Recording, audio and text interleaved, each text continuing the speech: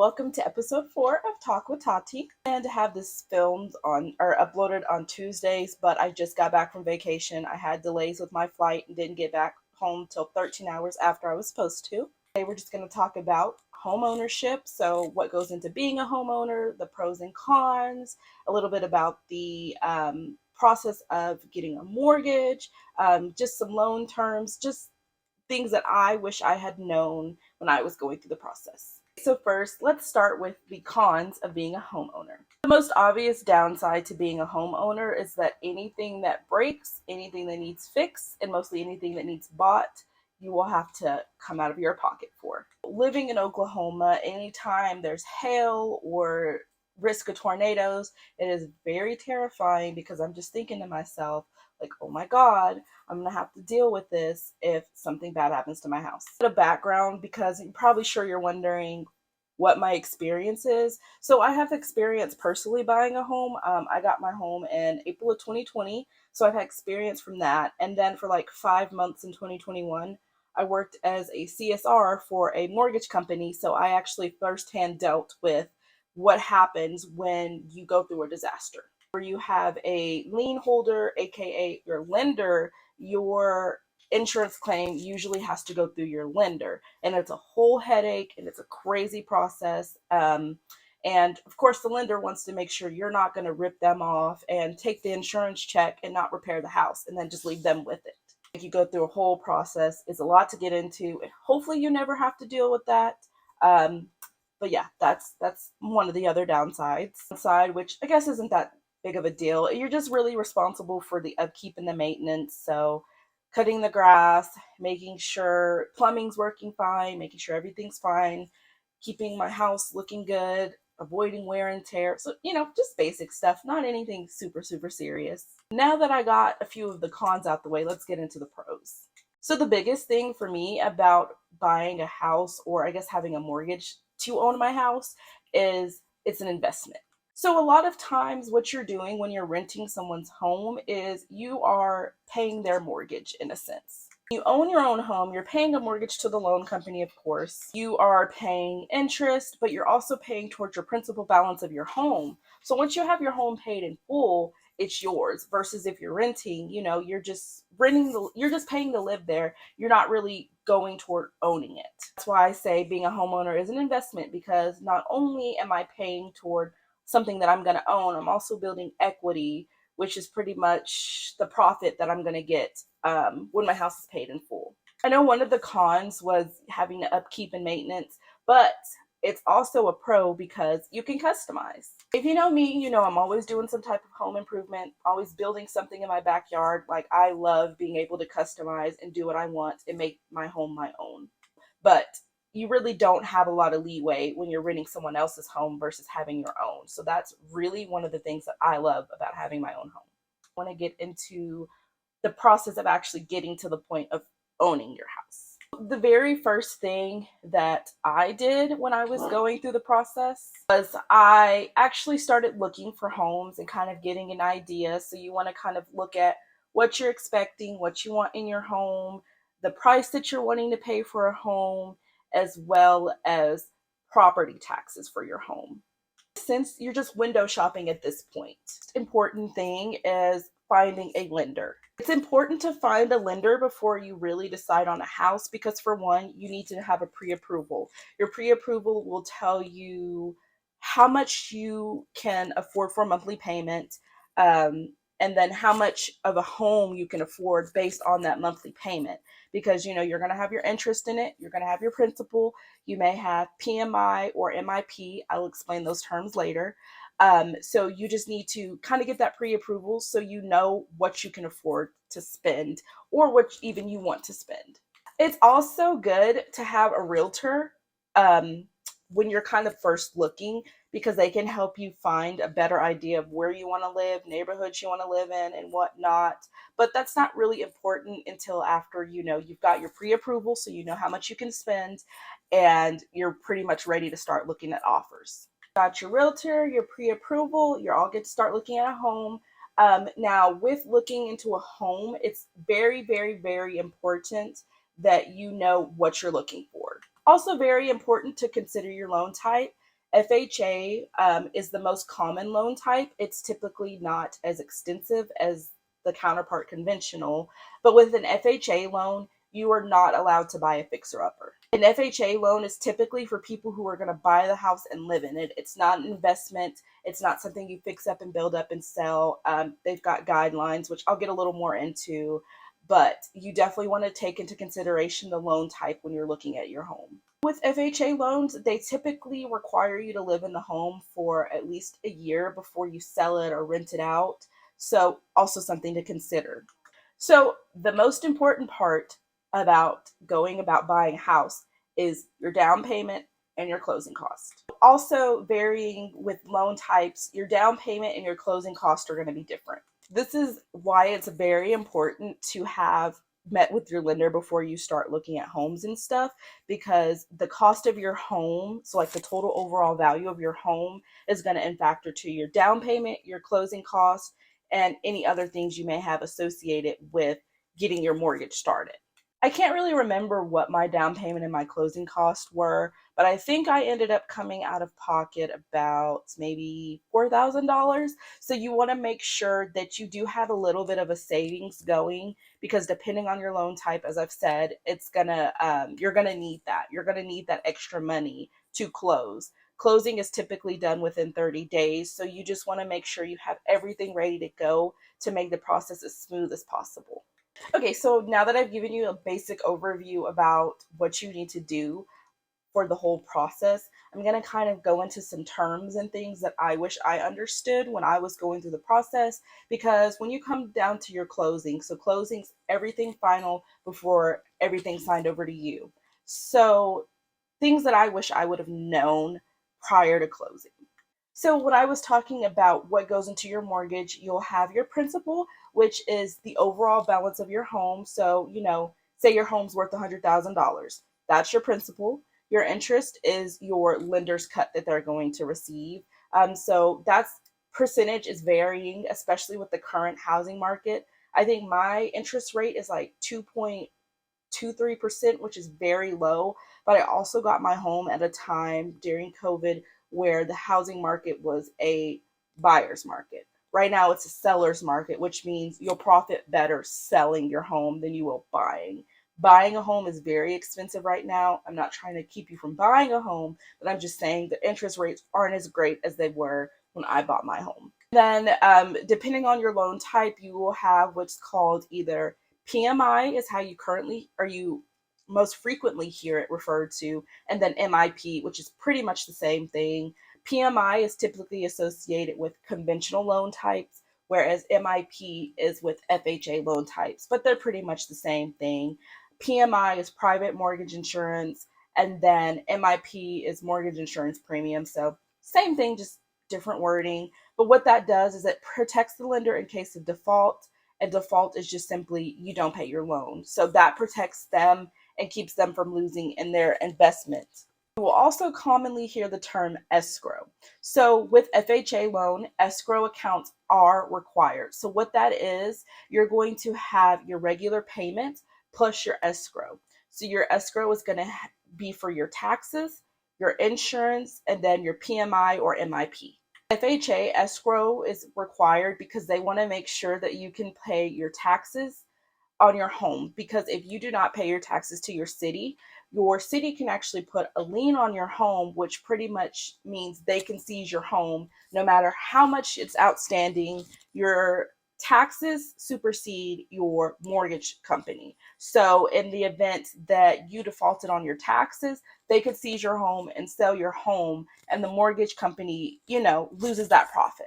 So that is why they require you to have your taxes as well as your insurance, because if something happens to your home and it's uninsured and you're unable to pay it, then of course they lose out on their money. So all this extra stuff is pretty much to protect the lender. So ideally you want to pay in cash, but for the majority of us, nobody just has that kind of money laying around.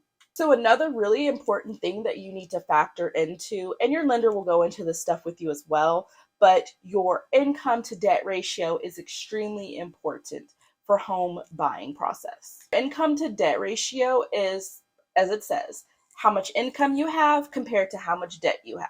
Don't quote me on this because I'm just going off of memory on this one, but I believe for conventional loan, it can't be more than like 55%, 52%, somewhere in there. So you can't, 50% of your income has to be freed up, and the other 50 could be debt in a way. I also mentioned your down payment, which is just what it says, just a percentage down that's required to be put. That'll be given, or that'll be done in closing. You'll also have your closing costs, which is like your fees. So the fees that the title company will charge you, fees to get your house registered with the city, just pretty much any extra associated fee that comes with filing the paperwork. Your realtor getting paid, that kind of goes into closing as well. I mentioned the closing typically happens 30 days after you put in your offer. So when you're putting in your offer, this is a contract, and this doesn't really allow you to back out. You can kind of back out, but it's a bad idea. There's something called earnest money that you have to put down. Mine was 500. That's non-refundable. So, if you back out, you lose that. If you paid for any inspections, I had to have a termite inspection and then a regular inspection. If you pay for any of that, if you back out after contract, they don't reimburse you. So that is something to be very careful about when you're going through everything. That closing is typically 30 days after going under contract, but that's why it's really important to make sure you know what you need going into it, because any delays will put you past that 30 days, which I guess is fine. But if you're like renting and you need to be out of your place or something like that, it's really important that you make sure you stick within that 30 days, and you make sure you're in communication with your lender, your realtor, make sure you know everything you need to know as soon as possible and as far away from closing as possible. Another really important thing that you'll deal with is the appraisal of your home. With an FHA, your appraisal amount has to be above your loan amount. For instance, if I put an offer on a home for $120,000, but my home only appraises in at $100,000, if you have an FHA loan, they are not going to allow that. I don't know about conventional. My home is an FHA loan, so I'm not really sure, but you really want to make sure that the offer you put is under the home value, because like I said, if your house appraises at higher than your loan amount, you can't go through with that, and it's going to cost you money in the end. There's a train that comes by my house at least every 30 minutes. It is so annoying. It's been twice since I've been trying to film, so if you can hear that, I apologize. Can't really do anything about that. I did touch on inspections, but you will also have an inspection. It varies depending on your loan type. It also varies, I'm assuming, depending on where you live. I live in Oklahoma, so I had to have a termite inspection, just a regular inspection, make sure the plumbing was working, roof was in good condition. Pretty much it was a livable home before I have everything deeded and traded over to me. Now that we got the boring part out of the way, I mean, you might find it all boring. It's not the most entertaining topic, but it's something that I wish that somebody would have told me. So I'm just spreading the word, giving you a little more insight than I had. So we can get into different loan types. So you've heard me say FHA and conventional. Those are your two most common loan types. So FHA is an easier loan to obtain. It's typically for people with less income, not as high credit scores, higher income to debt ratios. FHA loans, FHA is Federal Housing Authority. You'll also hear HUD associated with them. All the same people, just a better program for people to obtain homes who don't have per se as much money. So FHA loans definitely are better for less income, but they do have a little bit more restriction than you do with a conventional loan. So I explained escrow. So you do have to have an escrow account with your FHA loan. And so that's going to make your payment a little higher than it would with the conventional, because not only are you paying your principal and your interest, you're also having to pay taxes, insurance, MIP for your loan within that monthly payment. Which also has an upside though, because instead of having to worry about, oh no, I forgot to pay my taxes, I forgot to pay my insurance, your mortgage company takes care of that. But the downside to that is also, I would say, throw a little extra money towards your escrow every month if you can, because your escrow is just a prediction. With the way property taxes increase, inflation, there's no way to know if the correct amount is going to be collected for the next year. So you're pretty much collecting advance. And, there's no way for anybody to know what those amounts are going to be. So that's why I say it's important to make sure you put enough extra towards your escrow so that when you have what's called a reanalysis or an escrow analysis, you have enough and you're not short. Because if you're short, your lender will pay what you're short, but you have to pay them back. And they typically will spread that on around 12 months. So they'll tack that amount and spread it on top of your payments. So that's going to kind of increase your payments. So with an FHA loan, because of that escrow, your payment is not always going to stay the same the whole 15 or 30 years. And then while we're on the subject of loan length amounts, 15 and 30 are your common loan type amounts. So 15, of course, you're going to have a higher payment because you're paying it quicker, but you're going to end up paying less interest. Whereas with a 30-year loan, you're going to be paying less a month because you're paying over time, but you're going to end up paying more interest. So these are just kind of things to consider. Do you want to pay more now and be done in 15 years, or do you want to pay less in the moment, but more in the long run and be done in 30 years? So just kind of things to consider before you go through with the whole home buying process. Now, you also have your conventional loans. Conventional loans have more leeway. For me, I kind of wish I went with the conventional, but of course, I didn't have the money, the credit, or the down payment to do that. With conventional, they typically require higher down payments. You have to have a higher credit score, and you don't have that escrow in there, which is good for, I guess, the short term, but you're more responsible for keeping up with your taxes and your insurance. You may have a PMI. It just depends on your loan type and your lender and everything if you have that PMI.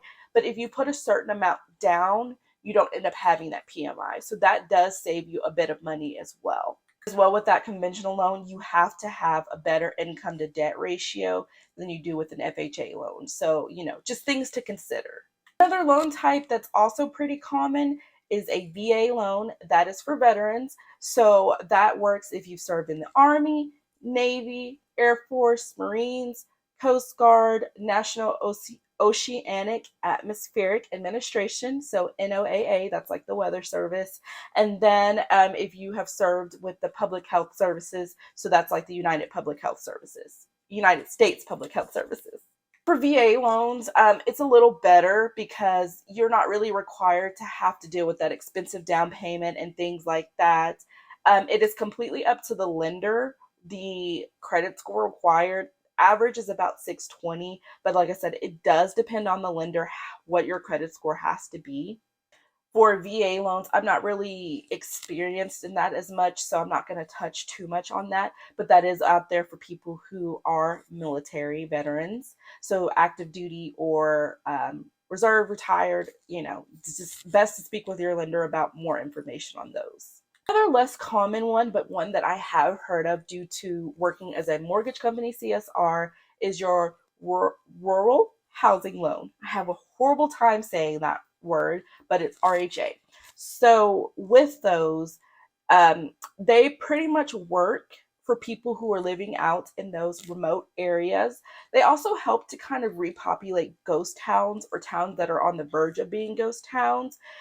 It's important that you have those towns because with more population brings business, which brings economy. So in a way, it kind of, let's be real. Whenever you have a mortgage, everything you're doing is benefiting the lender. It's just kind of like help for us because it's all we can do. But these programs benefit the lenders in the long run. They have the rural housing loans so that they can keep these towns populated. Also, loans for people who are like farmers and things like that. But I don't have too much experience on that because obviously I live in Oklahoma City. I don't live out in the outskirts or anything. And it's not as common because, it's not as common. So I don't really know too much about it. I've pretty much touched on just terms that go with loans, the process of buying a home, and then your different loan types. So now that I've explained things, it'll be a little easier for you to follow and understand what I'm talking about. So I'm just going to go through my process of buying a home and how everything went for me. Out, I had my lender. I let her know what I was looking for, my price range, where I was wanting to live. Now, that is helpful because you do kind of want to have an idea before you meet with your lender. Because if you go in with your lender and you're like, well, I want to spend this and I want my payment to be this, they can give you a pre approval amount. But if you can't find any homes in that value, it's kind of pointless. So you just want to know what kind of home you want, how much you want to spend, so you can kind of have some leeway and kind of play with the numbers a little bit. After that, I found my lender, got in contact with her, let her know how much I wanted to pay in a monthly payment, how much I can afford. And so basically, based on those numbers, we generated a pre approval, or I guess she generated a pre approval for me. And then, of course, my credit was pulled to see what kind of borrowing power I had. Your borrowing power is just really how much income credit you have to for the amount that you can borrow. Once you find your you get your pre-approval done, you're met with your lender and everything, you kind of have an idea, the hard part comes in. The hard part is putting an offer on a home, because what you're going to do is you're going to find that home and you're going to put your offer. Now, with that offer, it's going to include how much you're going to offer for the home, of course, and the closing cost. So for me, I had the person I bought my home for, I had them pay 5,000 toward my closing. With today's market, if you put in an offer and you're asking the seller to pay part of your closing, it's probably not going to work because it is a seller's market right now. So, they really don't have any reason to go with you because there's plenty of people buying homes as investments, flipping them and selling them. So, if you have an offer where you're offering asking price, but you also want them to pay 5,000 toward closing, and you have someone else who is offering asking price but doesn't expect any of the closing to be paid by the seller, of course that person's going to get the offer because the seller is going to profit more. You really want to be careful with that, and you really need to know what the market is like at the time you're buying, because that's going to factor into things. But yeah, so my seller paid 5,000 toward my closing, and then whenever they refigured everything, I had applied for down payment assistance, and I think with that, they would have given me like $3,000 toward my down payment. But it was during the time of COVID, and things were so questionable. Everything was just crazy. So in a way, it benefited me, and it also hurt me to buy a home during COVID. So HUD backed out of giving me down payment assistance. So I had to scramble to get $3,000. Luckily, my family helped me out. But with doing this, if you borrow any money towards your down payment or your closing, it cannot be considered a loan. It has to be a gift, and they have to gift you something stating that the money they're giving you is a gift and you're not obligated to pay that back to them. Also, of course, I had to provide my driver's license, social security. I had to provide all the paperwork. That's the fairly easy part. They also, I think I needed like 3 months worth of bank statements. So you're going to need that as well. You're also not allowed to make any big purchases, and it's very, very, very advised that you do not take out any loans or do anything in that closing period. So in that 30 days or however long it takes to close, you cannot open new accounts, no big purchases. Pretty much just leave your accounts alone for anything other than your bills, food, nothing extra at that time. So I think it took like 32 days for me to close, which isn't a big deal, but kind of was, because I was needing to be out of the place I was renting, and I needed to have that time to move out of there, clean there, and then get into my house that I own. So one thing that really kept the process delayed was the fact that I did not know FHA requires you, if you buy from a seller who has bought the home within 6 months. So my seller, he bought the home and he flipped it and was selling it to me within a 6 month period of time. So two inspections were required, and I did not know that. It was either the inspection or the appraisal. I'm sorry, I can't remember right now. But that's why I tell you it's very, very important to make sure you're communicating with your lender, because that was something that definitely blindsided the both of us, myself and the lender, because I didn't realize that he had purchased the house within 6 months. and was selling it to me. I knew he bought it and remodeled it. That's why I ultimately went with the home, because I've got so much remodeled. I love my counters, I love the backboards, my cabinets. Like, I love everything about my house. But that's a problem with FHA, because they need a second opinion to make sure that everything was done correctly. They didn't cut corners. They have to protect their investment at the end of the day. Once that was done, everything was good to go. I had to go visit the title company, put the 500 down for the earnest money. As I said, that's non-refundable. So once you put that down, you want to make sure everything is good to go. And then once we got to the closing process, that was like 32 days later. I signed paperwork. Everything was deeded over to me, which the deed is just pretty much stating that I own the home. As far as the city's concerned, it's my home with my lender as well. And of course, at closing, I had to come with my closing amount. I think that was maybe 1,500 for closing costs, that I had left over after he paid 5,000. And then my 3,000 toward my down payment that I had gifted, as well as that letter stating that it was a gift and that it wasn't a loan. I wasn't obligated to pay it back. And yeah, so that was that whole process. Once I got everything signed, got all the money, I got the keys, it was mine. And so, all of this, the whole home buying process, I would say in total is a 60-day process, because you want to spend maybe a few weeks researching, deciding if being a homeowner is what you want. Look into neighborhoods, school districts, just different type of things that you need to know, because once you own a home, if you don't have kids already, you're going to have to consider those things, like, I'm living in this neighborhood, so my kids are going to have to go to this school. So the first 30 days, I would say, is just planning and preparing, getting your lender, getting your realtor and everything. And then the last 30 days is just the lender, the realtor, and everybody getting everything figured out on your behalf. It's important to stay on top of everybody and check in with everybody, because, in my situation, the whole inspection thing went unnoticed. And had it been noticed sooner, it would have avoided some problems, which in the end it wasn't that big of a deal, but it did kind of inconvenience me some, because nobody saw it coming. So you do want to still be on top of things, check in, make sure they have everything they need from you, make sure they have everything they need from the seller. You just want to make sure everything is going smoothly. You don't want to just sit on the sidelines and let things be done for you. And I know part of that comes from me being a control freak. I'm working on it, but I do like to know what's going on, and I don't like things being done under my nose without my supervision, per se. Something else I wish I knew that I did not know going into it was paying attention to the house. Because when I looked at it, I was like, yeah, I love the countertops, I love the walls, I love everything. I love the new appliances. Well, the fridge is mine, but the oven and everything, I love the new appliances. I love the size of my yard. It was perfect size for my dogs.